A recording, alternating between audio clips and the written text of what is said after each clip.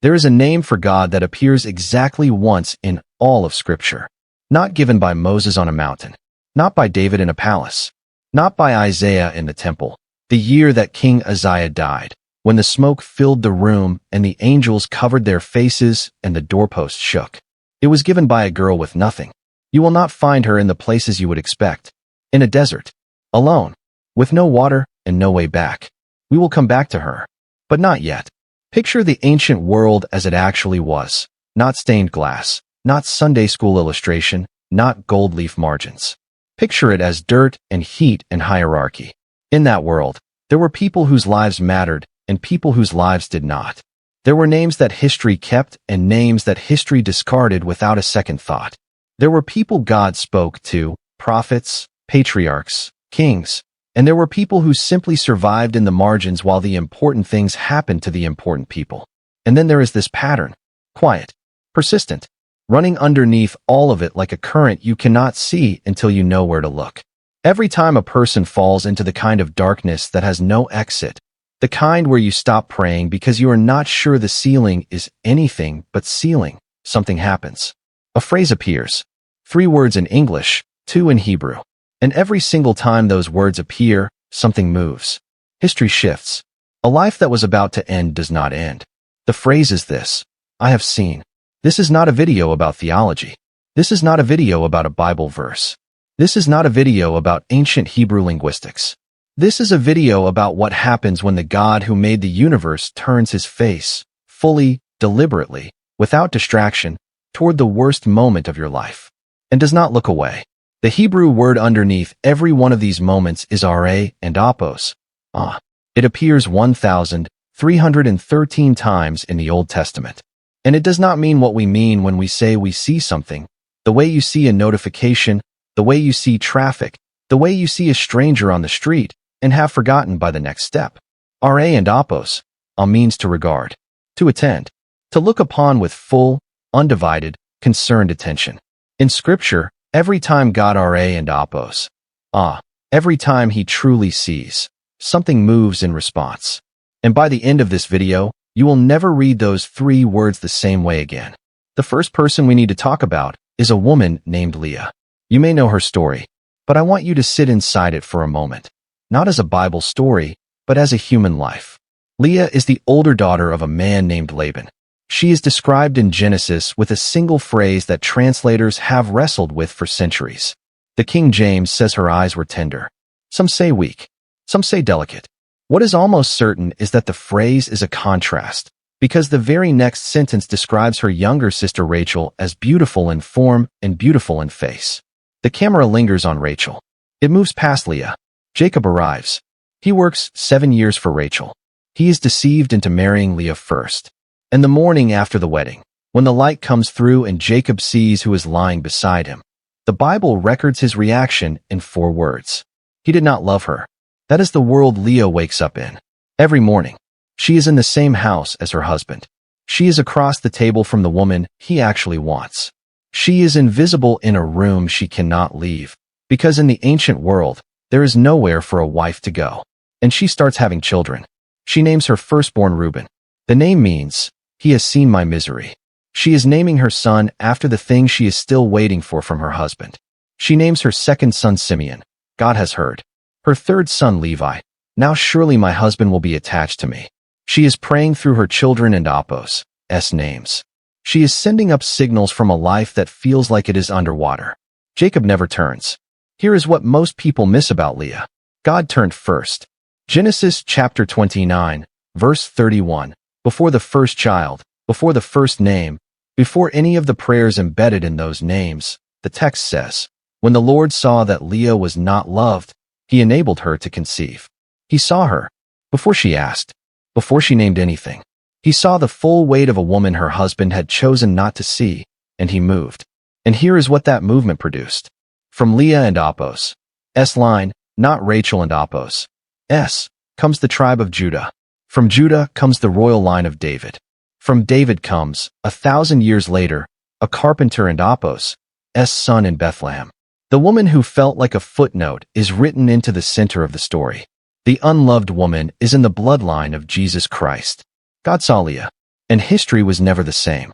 Now we travel forward about 400 years and into a desert that looks a great deal like the one we started in. A man named Moses is tending sheep on a mountain called Horeb. He has been doing this for 40 years. He came here as a fugitive, an Egyptian-raised Israelite who killed a man and ran, and somewhere in the decades of exile the ambition drained out of him. He is not on this mountain looking for God. He is on this mountain because this is where the sheep went. And this is where it gets remarkable. A bush catches fire. It does not burn up. Moses turns aside to look, and from inside the fire, God speaks. Exodus chapter 3, verse 7. Read it slowly, because every word is doing something. I have indeed seen the misery of my people in Egypt. I have heard them crying out because of their slave drivers, and I am concerned about their suffering. 3 verbs. Seen, heard, concerned. The Hebrew word for heard here is shama, which means not merely to detect sound, but to listen with full attention, to take in, to respond. And ra and apos, seen, is the same word underneath every moment in this video. God is not reporting what he observed from a distance. He is describing 400 years of total, undivided, unblinking attention. 400 years. No prophet, no miracle, no burning bush. Just Egypt. Just brick. Just whips and quotas and the sound of a people disappearing into someone else and Apos' empire. And God says, I have seen the whole thing. He says it again 3 verses later. I have seen the way the Egyptians are oppressing them. He repeats it twice in 3 verses. In Hebrew literature, repetition is not accident. Repetition is the text leaning forward, gripping your shoulders, making sure you do not miss what just happened.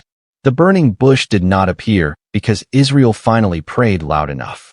It appeared because God had been watching the entire time, and the moment had come. The seeing was always there. The rescue followed the seeing. It always does. The third person has no name. That is not an accident. She is walking behind a funeral procession in a town called Nain. The body on the wooden board in front of her is her son, her only son. Her husband is already gone. In the world she inhabits, a widow with no son has no income, no legal protection, no one to speak for her in a dispute, no one to care for her when she is old. She is not just grieving. She is watching the last door close. Jesus is walking into Nain as the procession is walking out. He does not know her. She has not asked him for anything. She is not reaching for anything. She is simply walking, the walk of a person who has run out of road. Luke chapter 7, verse 13. 5 words that changed everything. When the Lord saw her. The Greek word underneath his response is splanchnizomai. It is the strongest word the New Testament has for compassion. The Greeks believed emotions lived in the intestines, in the gut, in the bowels. Splanchnizomai means to be moved in that place. Not polite sympathy. Not theological concern at a safe distance. A physical, involuntary, gut-level response to someone else and Apos' pain. He stopped the funeral. He did not ask if she had faith. He did not ask what she had done to deserve this. He did not wait for her to find the right words. He saw her, and the seeing was enough to stop him in the road and reverse the direction of death. She did not ask. She did not earn it. She did not even look up. He saw her. That was the whole reason. 3 people. 3 different kinds of darkness. A woman invisible in her own home. A nation swallowed by an empire. A widow walking behind the last thing she had left. And in every single case, before they asked, before they deserved it, before they even knew to look up, God looked down. He saw, and something moved. We are not done, because there are 2 more people in this story, and one of them asked God directly whether he was watching. He did not get the answer he expected. He got something better. If this video is finding you in a place where the ceiling feels very low, stay with me. What comes next is for you. And if you are finding value in this, consider subscribing. There are people in your life who need to hear what we are about to talk about. Share this with one of them. The book of Job may be the most misread book in the Bible. We come to it looking for a story about suffering and patience. We leave, if we stay long enough, with something we did not expect. Not an explanation. Not a formula. Not a tidy answer to the question of why terrible things happen to people who do not deserve them. We leave with an encounter. And the difference between those 2 things is the difference between a theology textbook and a burning bush. Let me tell you what actually happens in Job. Job is a man in the land of Uzi. The text is careful to establish this at the beginning. He is blameless and upright, a man who fears God and turns away from evil. This is not a story about someone who brought disaster on himself. This is a story about a man who did everything right and lost everything anyway. His children die in a single day. His wealth evaporates. His body breaks down, soars from the soles of his feet to the crown of his head. He sits in ashes. He picks up a piece of broken pottery to scrape his own skin. And then his friends arrive.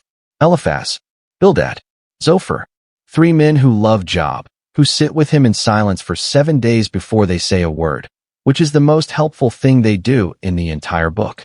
Because when they finally open their mouths, each one delivers a different version of the same verdict. You must have done something wrong. God does not allow innocent people to suffer. Therefore you are not innocent. Examine yourself. Confess. And God will restore you. It is tidy. It is logical. It is completely wrong. Stay with me, because this is the part of Job that nobody preaches. Job pushes back. Across 31 chapters, he refuses to sign the confession his friends are holding out to him. He argues. He laments. He says things to God that would make most Sunday school teachers nervous. But underneath every protest, underneath every accusation he hurls at heaven, there is a thread he cannot let go of. Job chapter 31, verse 4. In the middle of his darkest argument, Job says this. Does he not see my ways and count my every step? He is not sure God is watching. He is in too much pain to be sure of anything. But he argues as if he is. He appeals to a court he is not certain is in session. He demands an audience with a God who has gone silent. This is not the absence of faith. This is faith with the skin torn off. And then God answers. Not with an explanation. Not with a list of reasons. God answers Job from a whirlwind, and he asks questions. Where were you when I laid the foundations of the earth?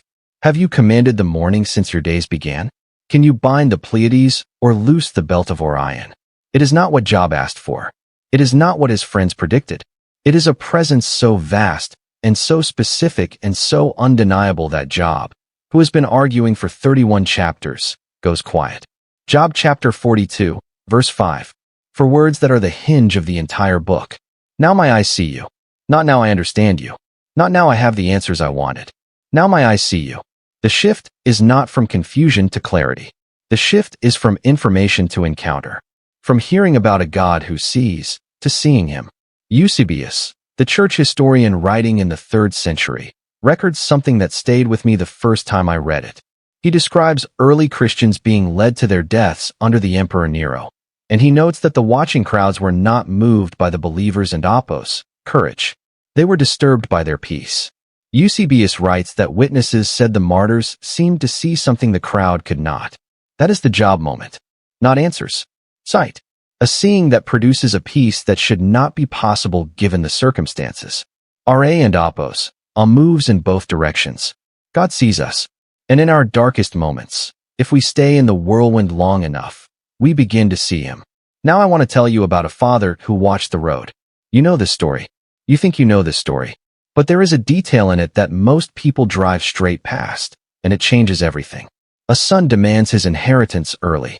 In the ancient Middle Eastern world, this was not merely rude. It was equivalent to saying to your father, I wish you were dead. Give me what I would get when you are gone. The father divides his estate. The son leaves. He burns through everything. And when the famine comes and the money is gone, he finds himself feeding pigs in a foreign country. So hungry he is eyeing the slop in the trough. He comes to his senses. He rehearses a speech. He starts the long walk home. Here is the detail. Luke chapter 15, verse 20. But while he was still a long way off, his father saw him. The father saw him while he was still a long way off. In the ancient Middle East, village elders did not run. Running was beneath the dignity of an older man. It was considered shameful. You would hitch up your robes, expose your legs, and the whole village would see. A man of standing did not run. Here is the part nobody tells you. If the son walked into that village unprotected, the community would perform a ceremony called the kazaza. They would break a large clay pot at his feet. They would declare him cut off, dead to the village, dead to the family, no longer welcome in any house on that street. The shame of what he had done would follow him like a second skin. The father runs, not because he forgot his dignity. He runs because he knows what waits for his son at the edge of the village. He runs to get there first. He throws his robe around the boy, covering the rags, covering the smell, covering the evidence of everything the son had become. He reaches him before the village does. His seeing became running. His running became a robe. His robe became protection before the boy had said a single word of his rehearsed speech. This is what Ra and Apos does when it belongs to a father. Augustine, who ran from God through North Africa, through philosophy and ambition and a restlessness he could not name, wrote in his Confessions words that have outlasted every empire he lived inside of. Our heart is restless until it finds its rest in thee. Augustine ran. God watched the road. The son ran. The father watched the road. And the moment the son appeared on the horizon, still a long way off, still rehearsing his speech, still not sure if there was anything left to come home to, his father saw him and ran. We said we would come back to her. We are back. But I need to tell you something first. Because most people who know Hagar and Apos' story know the first desert. Genesis chapter 16, the runaway slave, the angel at the spring, the moment she names God and walks back to a house she does not want to return to. That story is remarkable. That story deserves its own video. But it is not the hardest thing that happens to Hagar. The hardest thing happens later. By Genesis chapter 21, the world has shifted, and nothing has gotten easier for her. Sarah has her own son now, Isaac, and the presence of Hagar and Apos' son Ishmael in the same household has become something Sarah cannot live with. She goes to Abraham with an ultimatum. Cast them out. The slave woman and her son. Cast them out so that Ishmael will not share in Isaac and Apos' inheritance. Abraham is distressed. God tells him to listen to Sarah. And so he wakes up early one morning. The text is specific about the hour, the way the Bible is always specific about the details that are supposed to break your heart. And he takes bread and a skin of water and places them on Hagar and Apos' shoulders. And he sends her away, into the desert of Beersheba. Hagar walks. Ishmael walks beside her. The desert of Beersheba is not a metaphor. It is one of the most inhospitable stretches of land in the ancient Near East. No shade, no landmarks, no road back to anywhere that would take them in. The water runs out. Ishmael collapses. And here is where I need you to stay with me, because what Hagar does next is not weakness. It is the most human thing in the entire book of Genesis. She lifts her son. She carries him to a bush. She sets him underneath it, in the thin stripe of shade, the only protection she has left to give him. And then she walks away. The text says she went and sat down opposite him, about the distance of a bowshot away, close enough to hear him, far enough that she cannot watch him die. For she said, I cannot watch the boy die. And she sat down, and she lifted her voice, and she wept. There are people watching this right now who know exactly what that distance feels like. You have not abandoned the thing you love. You have not stopped caring. You have simply walked to the edge of what you can bear to see, and you sat down there, in the dirt, because you cannot watch something die that you do not have the power to save. You are not a long way from it. You are a bowshot away, close enough to hear it, too far to watch it. You have been sitting there for a long time. I need you to hear what happens next. God hears the boy crying. An angel calls to Hagar from heaven. What is the matter, Hagar? Do not be afraid. God has heard the boy crying where he lies. And then, the line that has been waiting since the very first frame of this video. Genesis chapter 21, verse 19. Then God opened her eyes, and she saw a well of water. Read that again. God opened her eyes, and she saw a well of water. Not, God created a well. Not, God caused water to spring up from dry ground. God opened her eyes. The well was already there. It was there when Ishmael collapsed. It was there when she carried him to the bush. It was there when she walked away and sat down in the dirt and decided she could not watch anymore. It was there the whole time. She could not see it. And so God, the God who had been watching her since the first desert, the God she had named with the only name she had the words to give him, did not move the desert. He did not remove the circumstance. He opened her eyes inside it. This is what Elroy does. This is what the God who sees does when his people have stopped looking. He does not always take you out of the wilderness. Sometimes he opens your eyes to what was already there inside it, the provision, the path, the well, that you could not see because you had walked to the distance of a bowshot and sat down and covered your face. Go back with me now to the first desert. Genesis chapter 16. Hagar is younger.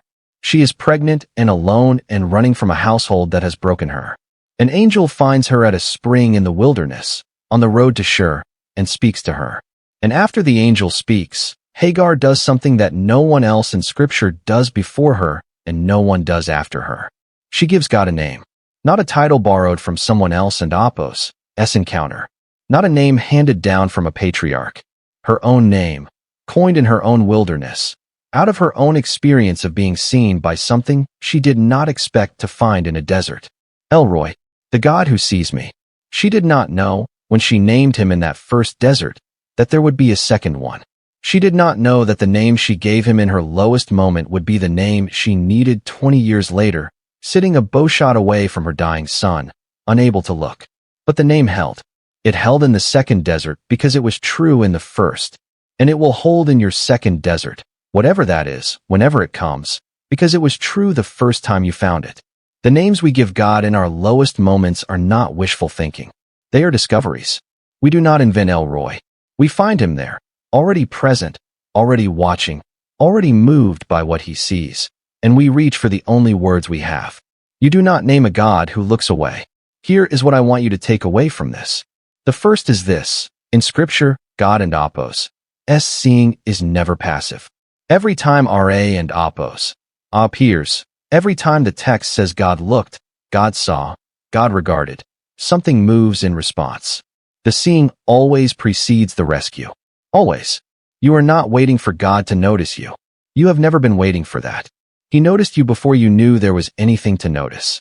The second is this. You are not a closed file.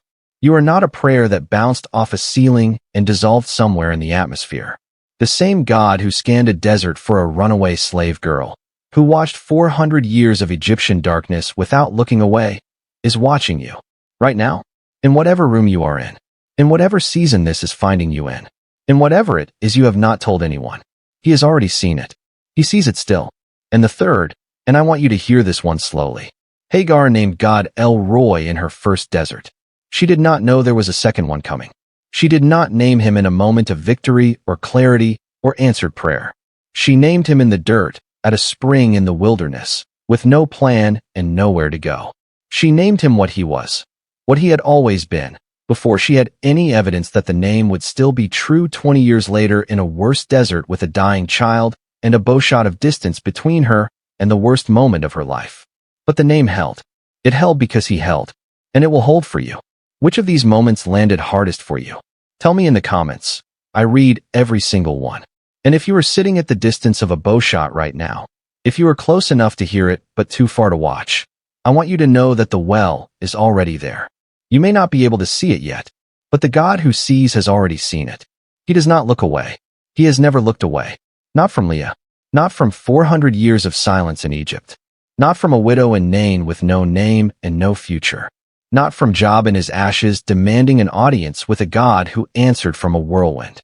Not from a son still a long way off on a dusty road, still rehearsing a speech he never got to finish. Not from a girl in a desert with an empty water skin and a dying child and nothing left but the name she was about to give the God who was already there. And not from you.